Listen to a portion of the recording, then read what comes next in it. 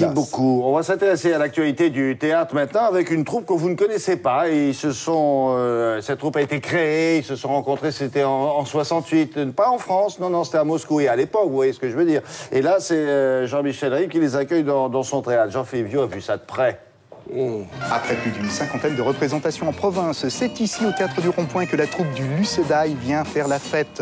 Venue tout droit de Saint-Pétersbourg, leur étonnant spectacle, Semianiki, c'est le titre, est une pure folie visuelle aussi inventive que déjantée. Si le portrait bien corrosif d'une famille frappadingue vous tente, c'est maintenant ou jamais.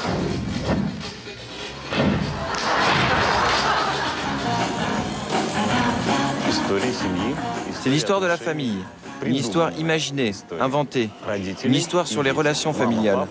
Il y a le père, la mère et les 4 enfants. Et aussi un bébé qui doit arriver en ce monde.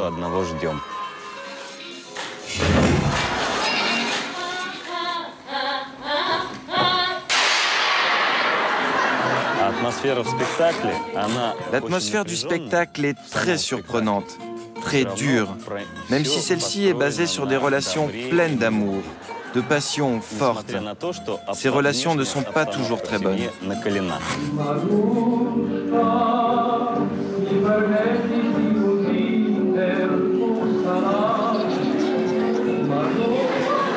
que je trouve formidable, c'est qu'il n'y a plus de frontières. Il n'y a pas d'un côté le théâtre, d'un côté les clowns, d'un côté la danse. C'est une forme d'audace joyeuse qui réunit toutes ces formes et qui, après tout, peut s'appeler de l'art.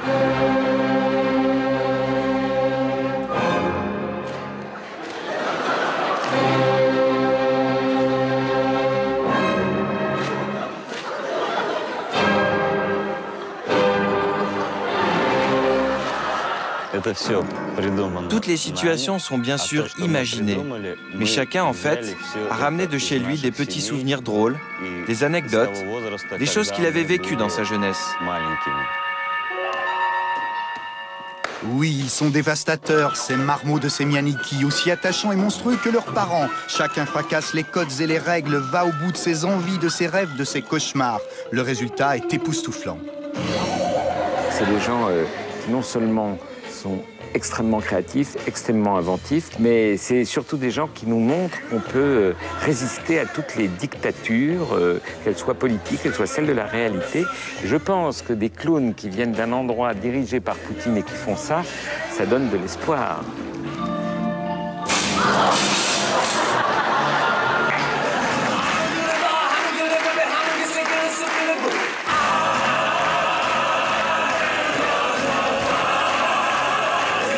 Voilà un spectacle ô combien intelligent et distrayant comme on les aime à Télé Matin. Semianiki a l'extravagance, l'énergie et l'optimisme suffisants pour entraîner une salle tout entière vers une sorte d'euphorie générale incontrôlée. C'est dire les rafales de rires et d'applaudissements qui pleuvent en fin de soirée. Bon spectacle à tous, très bonne journée et surtout à très bientôt.